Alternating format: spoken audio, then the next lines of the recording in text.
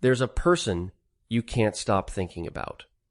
Not because of who they are, but because of who you've decided they are. You've built them up in your mind, polished every flaw into charm, turned their silence into depth, their distance into mystery. Most people call this love. Carl Jung called it something far more revealing and far more dangerous. Because the day you stop romanticizing people is the day you finally start seeing them. And in this video, I'll show you exactly what Jung understood about that and why it changes everything about how you love. By the end, you'll know why you keep falling for the same illusion and how to finally stop.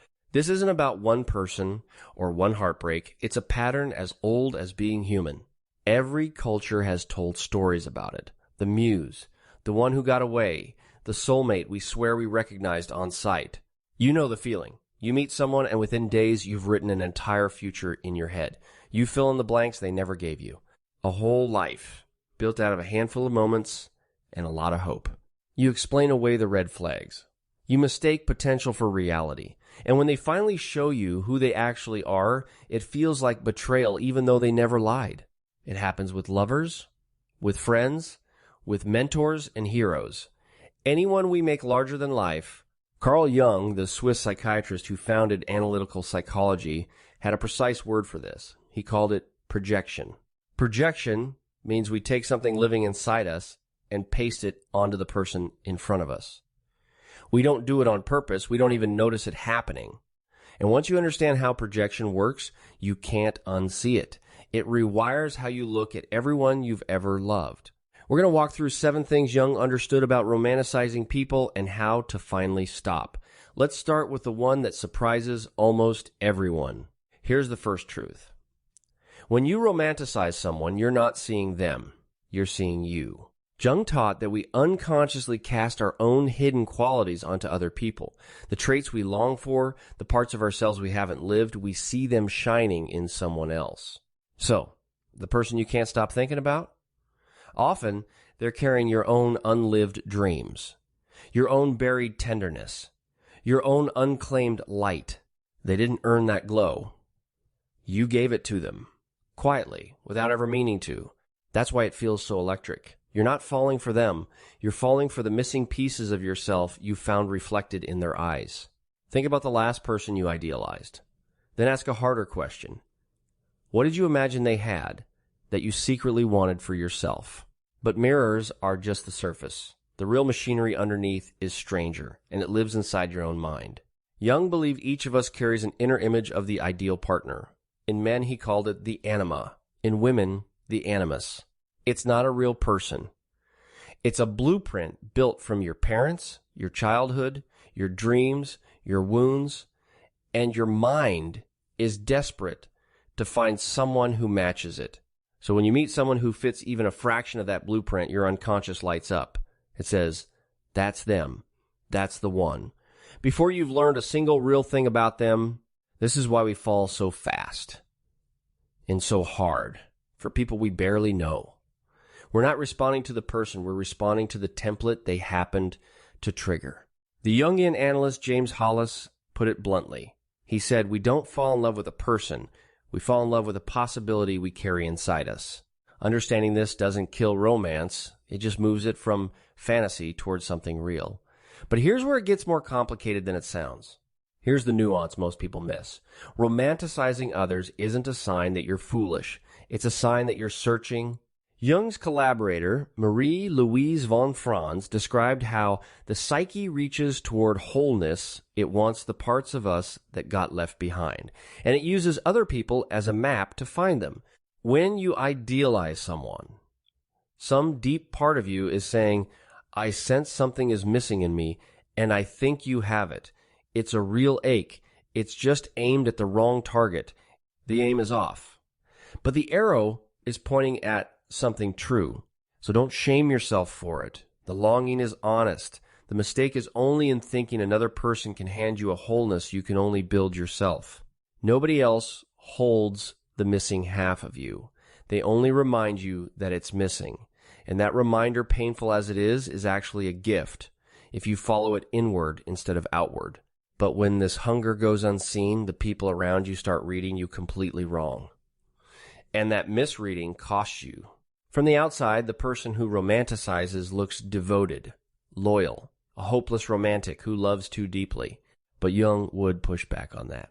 Because clinging to an idealized image of someone is often a way to avoid the harder work, the work of actually seeing them. It's easier to love a fantasy. A fantasy never disappoints you at breakfast. A fantasy never has bad moods, or boundaries, or a self of their own that doesn't revolve around you. So the loyalty everyone praises? Sometimes it's not intimacy at all. It's a beautiful way of never having to risk being truly known. Real intimacy means letting someone see the unpolished version of you. And it means letting them be unpolished too. A fantasy asks for none of that.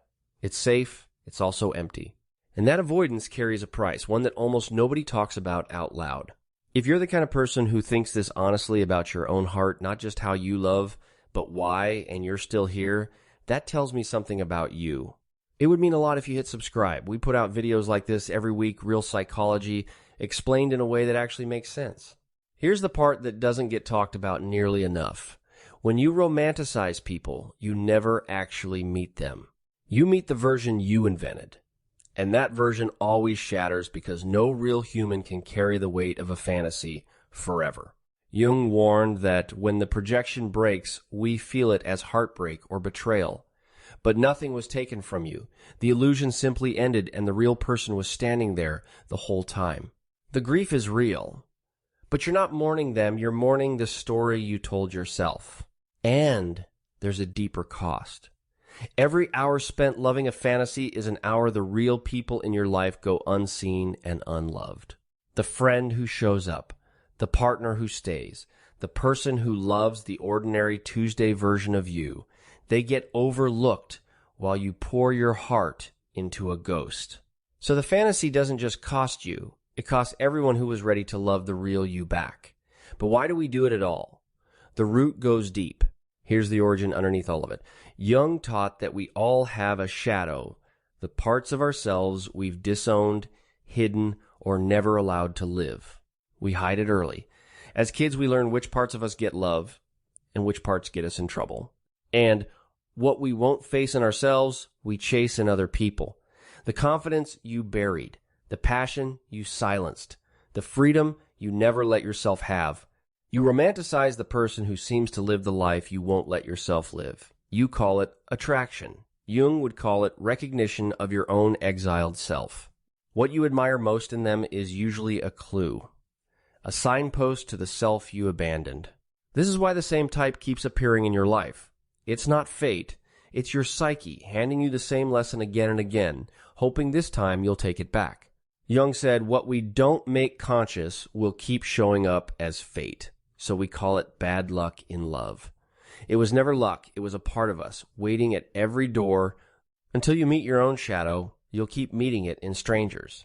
But there's a way through, and it's the most freeing thing of all. Here's the last truth, and the most important. The goal was never to stop feeling deeply. It's to feel deeply about who someone actually is. Jung called this withdrawing the projection, taking back the light you cast onto others, and letting it live inside you. He called the whole journey individuation, becoming whole. And something remarkable happens when you do. The people around you become real. Flawed, surprising, genuinely themselves, and somehow far more lovable for it. Their real laugh, their real mess, their real unglamorous kindness. It turns out that's the good part. You stop needing them to complete you. And for the first time, you can love them freely, not as a mirror, not as a fantasy, but as a whole person meeting a whole. This is the paradox Jung left us with. The more you stop demanding that someone be your everything, the more room there is to actually love who they are. Disillusion isn't the end of love. It's the door to it. That's the day everything changes. The day you stop romanticizing people and start actually loving them. So the next time you find yourself building someone up in your mind, polishing them into someone they never claimed to be, you'll know exactly what you're looking at. You're not looking at them. You're looking at a message from your own depths, a part of you asking to be seen, lived, and brought home. Every person you idealized was a letter addressed to you.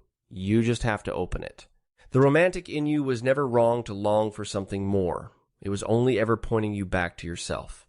So keep the longing. Just follow it home. That's where it was always trying to lead you. And when you finally take that light back, you don't lose the magic.